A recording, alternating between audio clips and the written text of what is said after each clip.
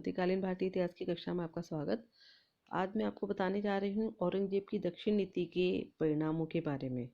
औरंगजेब की दक्षिण नीति जो है सफल नहीं रही और इसने साम्राज्य को जन धन की अपार क्षति पहुंचाई और साथ ही साम्राज्य पतन की ओर बढ़ने लगा। प्रोफेसर एस आर शर्मा के अनुसार दक्षिण उसके लिए कब्रिस्तान सिद्ध हुआ और जब 1707 ईस्वी में उसे वहां दफनाया गया तो एक सम्राट की लाश ही नहीं बल्कि अन्य अनेक चीजें भी उसमें कब्र के नीचे दब गई। वहीं विदेशी इतिहासकार वी ए स्मिथ के अनुसार दक्षिण सम्राट के जीवन उसके साम्राज्य तथा गौरव के लिए काल साबित हुआ। विद्यार्थियों, औरंगजेब की दक्षिण की जो नीति थी उसके निम्न दुष्परिणाम हमें दिखाई देते हैं। सर्वप्रथम, बीजापुर तथा गोलकुंडा मुगलों तथा मराठों के बीच एक दीवार यानी बफर स्टेट का काम कर रहे थे, किंतु औरंगजेब द्वारा इन पर अधिकार करने से उनमें सीधी टक्कर होने लगी और वो बीजापुर तथा गोलकुंडा के जो पदच्युत सैनिक थे वे अब मराठों से जा मिले। औरंगजेब मराठा शक्ति को कुचल नहीं पाया और मराठों के विद्रोह से राज्य में अराजकता उत्पन्न हो गई। लगभग 2.5 दशक तक लगातार युद्ध चलते रहने से दक्षिण में आर्थिक तबाही जो है उत्पन्न हो गई। मुगल अभियानों तथा मराठा लुटेरों से दक्षिण में कृषि, व्यापार तथा उद्योग को भारी नुकसान पहुंचा तथा जो व्यापारिक मार्ग थे वे अब असुरक्षित हो गए। फसलों के नष्ट होने से साम्राज्य की आर्थिक स्थिति डावाडोल हो गई। Professor JN. सरकार कहते हैं कि इस युद्धकालीन परिस्थितियों में ग्राम उद्योग तथा औद्योगिक वर्ग लगभग समाप्त हो गए।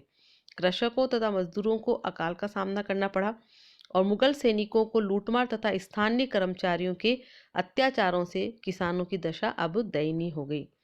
मद्रास की ओर से विदेशियों के साथ व्यापार अब स्थगित हो गया और सरकार के अनुचित कदमों ने स्थिति को और अधिक गंभीर बना दिया।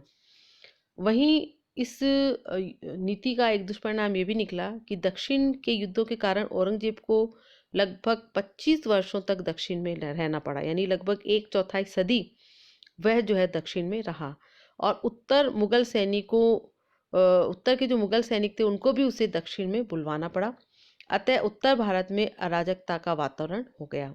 मालवा, जौनपुर तथा बंगाल के पठानों, जाटों, राजपूतों एवं सिखों आदि ने विद्रोह कर दिया। वहीं मेवाती भी दिल्ली के आसपास के क्षेत्रों में लूटमार करने लगे और इसका परिणाम विद्यार्थियों ये निकला कि साम्राज्य जो है विघटित होने लगा। दक्षिण के अभियानों में जो आर्थिक नुकसान है उसमें ये भी हुआ कि लगभग 2 लाख सैनिक तथा असैनिक कर्मचारियों का खर्चा राज्य को उठाना पड़ा और युद्ध एवं खाद्य सामग्री पर भी अपार धन व्यय हुआ।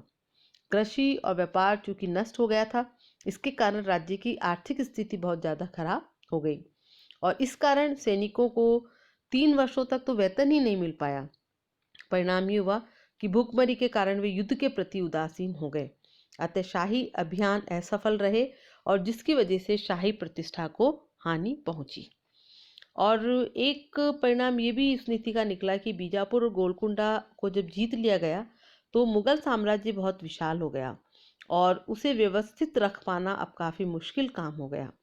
साम्राज्य में अनेक विद्रोह होने से जन धन को भारी हानि पहुंची। साम्राज्य में इतनी अराजकता फैल गई कि दूर स्थित प्रांतों पर उसका कोई नियंत्रण ही नहीं रह सका। अतः औरंगजेब के सामने ही साम्राज्य विघटित होने लगा था। इस जो घटनाक्रम है उसका परिणाम एक ये भी निकला कि औरंगजेब अपने दक्षिणी अभियानों के कारण ललित कलाओं को कोई प्रोत्साहन नहीं दे पाया। साथ ही उसने दक्षिण भारत की सुंदर कलाकृतियों को भी नष्ट कर संस्कृति को हानि पहुंचाई। अतः औरंगजेब के शासनकाल के में कोई यादगार जो है इमारत, पुस्तक अथवा तस्वीरें देखने को नहीं मिलती है। और एक चीज़ सैन्य परिणाम के रूप में ये आई कि मुगल सैनिक चूंकि लगातार 25 सालों तक दक्षिण में युद्ध में लगे रहे तो अब युद्ध के प्रति वह उदासीन हो गए थे। इसी प्रकार शाही सरदारों का नैतिक पतन हो गया था और राज्य आर्थिक दृष्टि से कमजोर हो चुका था। प्रोफेसर सरकार ठीक ही लिखते हैं कि मुगल शासन का वास्तव में नाश हो चुका था, परंतु सम्राट की उपस्थिति के कारण भ्रमात्मक ढंग से प्रशासन की गाड़ी जो है चल रही थी। लेकिन दक्षिण के वातावरण से तंग आकर मुगल सेनापति भी अब उत्तर में लौटने का प्रयास करने लगे। अतः मुगल सैन्य शक्ति को आघात पहुंचा तथा वह सुसंगठित नहीं रह पाई। और इसके अलावा जो ये 25 वर्षीय जो युद्ध का घटनाक्रम था उसकी वजह से और जो है उत्तर में भी नकारात्मक प्रभाव हमें देखने को मिलते हैं। और जो 25 वर्षीय युद्ध घटनाक्रम है उसके फलस्वरूप साम्राज्य और देश की आर्थिक स्थिति बहुत बिगड़ गई।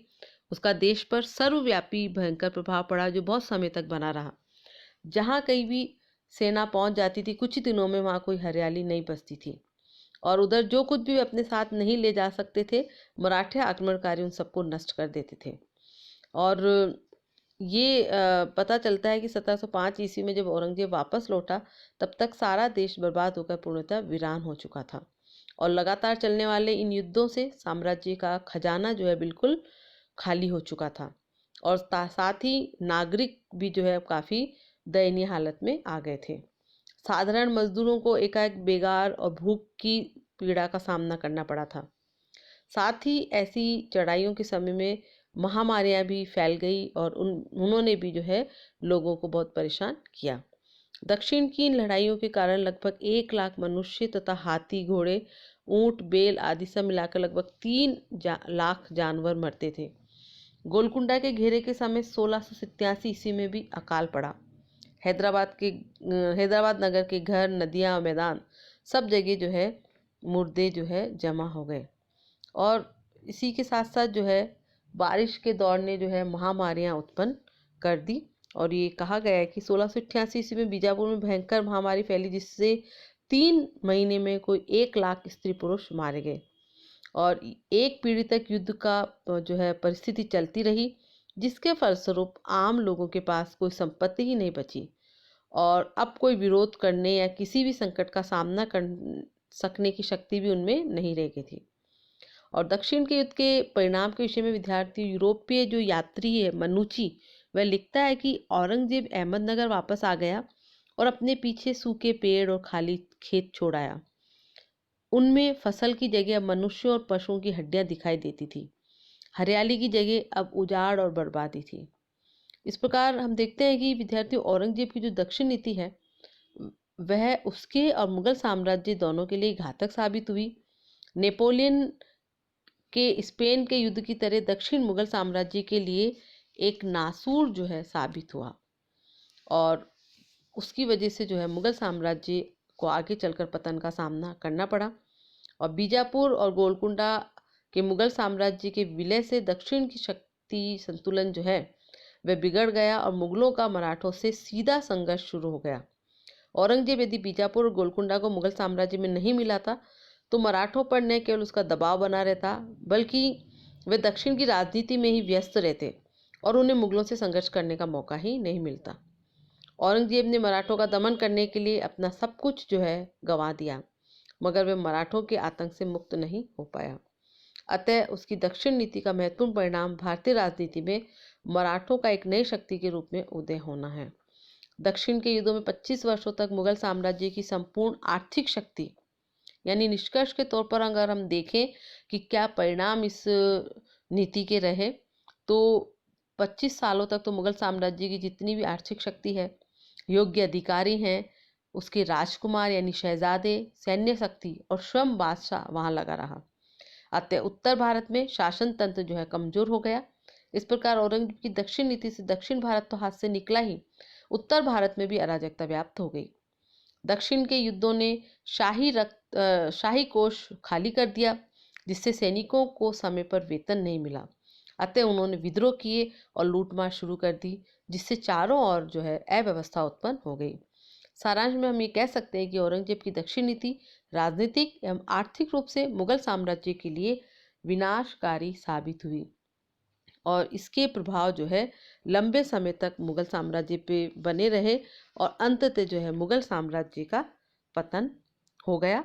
और इस प्रकार जो है ये जैसा कि कहा इतिहासकारों ने कि जो दक्षिण के युद्ध हैं वो औरंगजेब के लिए नासूर साबित हुए और साथ ही उसके जो है